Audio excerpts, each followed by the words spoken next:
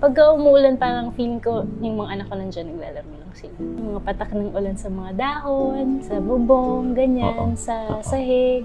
Parang feeling ko footsteps nila yon, tumatakbo sila. Kwento ni Kyla tuwing umuulan. Yung mga patak ng ulan, feeling ko yung mga anak ko naglalaro. Emosyonal ang R&B singer na si Kyla nang maikwento niya ang tungkol sa kanyang nararamdaman tuwing umuulan.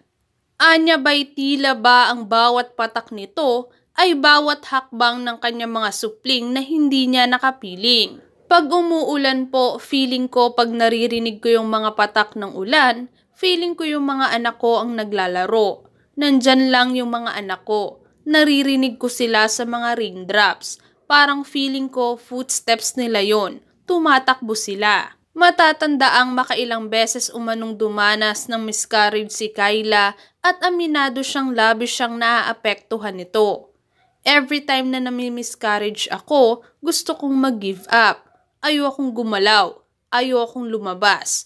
Ayokong may kausap. Ayaw ko ng tao. Ayaw kong magtrabaho. Wala akong gana. Gayunpaman, naikwento rin niyang nais talaga nilang magkaroon ng maraming supling. Subalit sa ngayon, isa pa lamang ang ipinagkakaloob sa kanila ng Mr. na si Rich Alvarez. Kasi gustong-gusto ko talaga ng maraming anak. Mahilig po ako sa bata eh. Gustong-gusto ko po yung nagbibigay ng pagmamahal, lalo na sa mga anak. Feeling ko kasi I have so much to give. In my heart, naglulong pa rin ako for another kid. Gusto ko pa rin talaga na mabigyan ng kapatid si Toby. Pero sabi ko, kung gusto talaga ni Lord na i-bless kami with another baby, feeling ko kahit walang treatment. Ang buong kabuuan ng pahayag ni Kyla ay mula sa panayam sa kanya ni OG Diaz mula sa YouTube channel nito. Samantala, si Kyla ay kilala bilang isa sa mga mahuhusay na female R&B singer sa Pilipinas. Isa rin siya sa mga naging regular na hurado ng Tawag ng Tanghalan sa It's Showtime.